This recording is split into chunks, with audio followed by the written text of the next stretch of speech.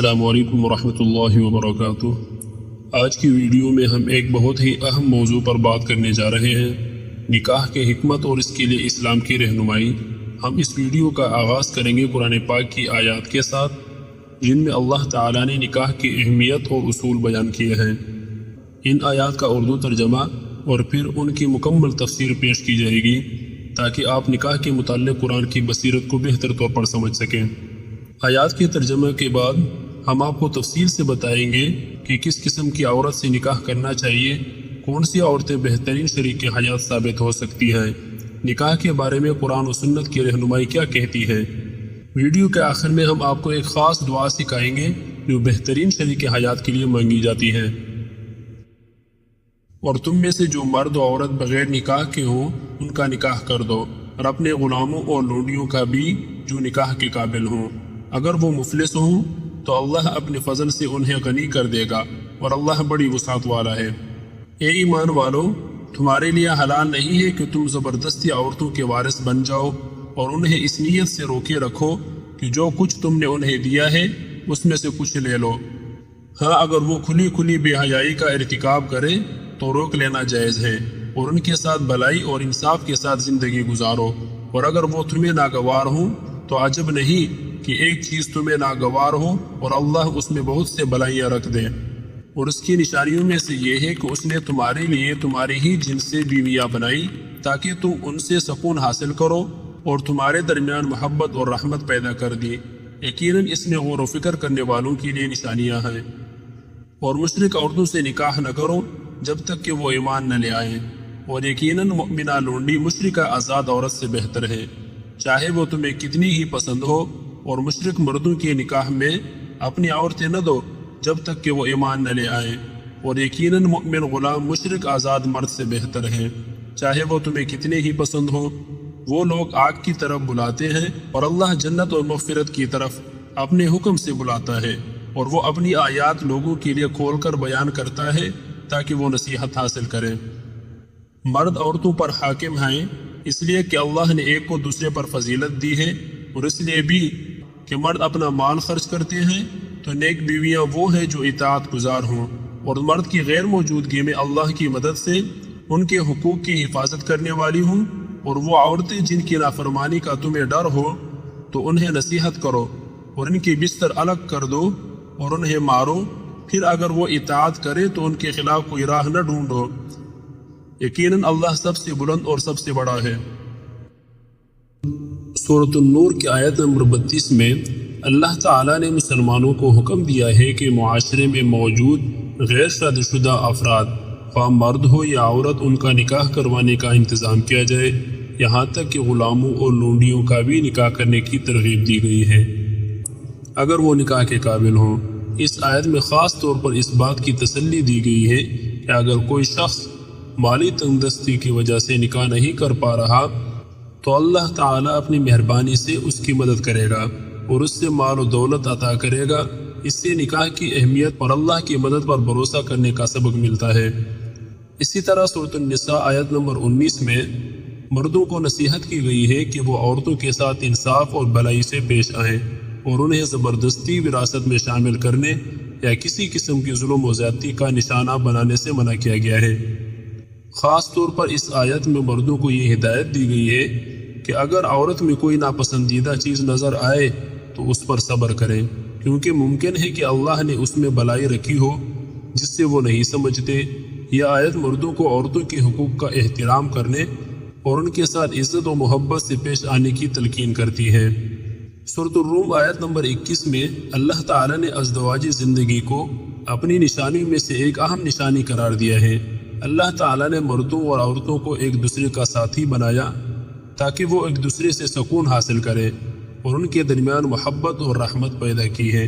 یہ آیت ازدواجی زندگی میں محبت، رحمت اور سکون کے پہلو کو اجاگر کرتی ہے، اور شوہر اور بیوی کے درمیان باہمی احترام اور تعلق کو اللہ کی عظیم نعمتوں میں شمار کرتی ہے۔ سورۃ النساء آیت نمبر 34 میں مردوں کو عورتوں پر حاکم قرار دیا گیا ہے۔ اس کی وجہ یہ بیان کی گئی ہے کہ اللہ تعالیٰ نے مردوں کو عورتوں پر بعض معاملات میں فضیلت دی ہے، اور مرد اپنے مال سے عورتوں کا خرچ اٹھاتے ہیں۔ نیک عورتوں کی تعریف کی گئی ہے کہ وہ اپنے شوہروں کی اطاعت گزار ہوتی ہیں اور ان کی غیر موجودگی میں ان کے حقوق کی حفاظت کرتی ہیں۔ اگر کسی عورت سے نافرمانی کا خدشہ ہو تو مرد کو نصیحت کی گئی ہے کہ وہ پہلے اس سے سمجھائے، پھر بستر علیحدہ کرے اور آخری حد پر اس سے مارنے کی اجازت دی گئی ہے، لیکن اگر وہ اطاعت کر لے تو اس کے ساتھ مزید سختی نہ کی جائے۔ اس آیت میں مردوں اور عورتوں کے حقوق اور فرائض کو متوازن رکھنے کی کوشش کی گئی ہے۔ اسلامی تعلیمات کے مطابق کن عورتوں سے نکاح کرنا چاہیے، اس حوالے سے قرآن اور حدیث میں واضح رہنمائی دی گئی ہے۔ نبی کریم صلی اللہ علیہ وسلم نے ایسے نکاح کو ترجیح دی ہے جس میں دینداری اور اخلاقی اصولوں کو فوقیت دی جائے۔ نبی کریم صلی اللہ علیہ وسلم نے فرمایا، عورت سے نکاح 4 چیزوں کی بنیاد پر کیا جاتا ہے، اس کی مال کی وجہ سے، اس کے حسب و نسب کی وجہ سے، اس کے حسن و جمال کی وجہ سے اور اس کے دین کی وجہ سے۔ پس تم دیندار عورت کو ترجیح دو تاکہ تم کامیاب ہو جاؤ۔ اسی طرح پاک دامن اور نیک عورت اور والدین کے حقوق کی پابند، محبت اور رحم کرنے والی عورت سے نکاح کرنی چاہیے۔ اسلام میں عورت سے نکاح کرنے کی بنیادی شرط اس کی دینداری، نیک سیرت اور پاک دامنی ہے۔ دین کو ہمیشہ پہلی ترجیح دی گئی ہے اور ایسے نکاح کو دنیا و آخرت کی کامیابی کا ذریعہ کہا گیا ہے۔ نبی کریم صلی اللہ علیہ وسلم نے فرمایا، جب کوئی بندہ نکاح کرتا ہے تو وہ اپنے آدھے دین کو مکمل کر لیتا ہے، لہذا اس سے چاہیے کہ باقی آدھے دین کے معاملے میں اللہ سے ڈرے۔ نبی کریم صلی اللہ علیہ وسلم نے فرمایا، بہترین عورت وہ ہے جس کا مہر سب سے آسان ہو۔ اس حدیث میں نبی کریم صلی اللہ علیہ وسلم نے اس بات پر زور دیا ہے کہ نکاح میں سادگی اختیار کی جائے اور مہر زیادہ نہ رکھا جائے تاکہ نکاح کو آسان بنایا جا سکے۔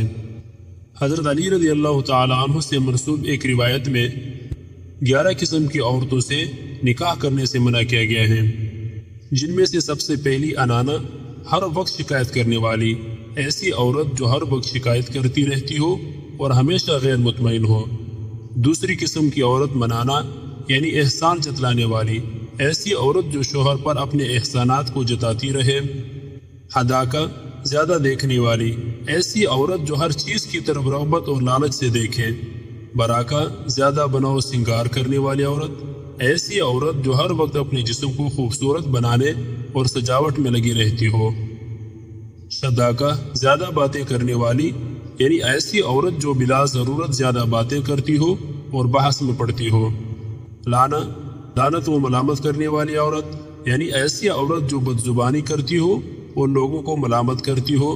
خداع، دھوکہ دینے والی عورت، یعنی ایسی عورت جو اپنے شوہر کو دھوکہ دیتی ہو۔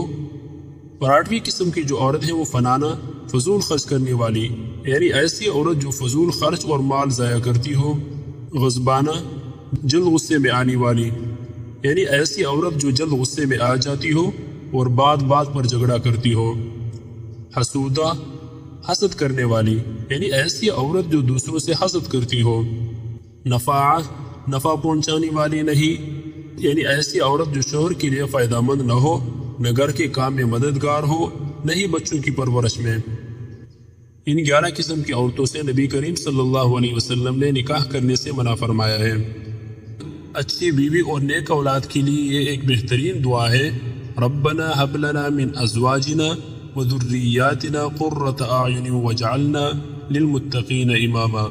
اے ہمارے رب، ہمیں ہماری بیویوں اور ہماری اولادوں سے آنکھوں کی ٹھنڈک عطا فرما اور ہمیں پرہیزگاروں کا امام بنا۔ یہ دعا نکاح کے لیے بہترین ساتھی کی خواہش اور اللہ سے مدد طلب کرنے کے لیے ایک جامع اور معنی خیز دعا ہے۔ اسی طرح اردو میں ایک جامع دعا یہ بھی مانگی جا سکتی ہے کہ یا اللہ، مجھے خوبصورت اور خوبصیرت بیوی عطا فرما۔ اللہ تعالیٰ تمام دوستوں کو خوبصورت اور خوبصورت بیوی عطا فرمائے، آمین۔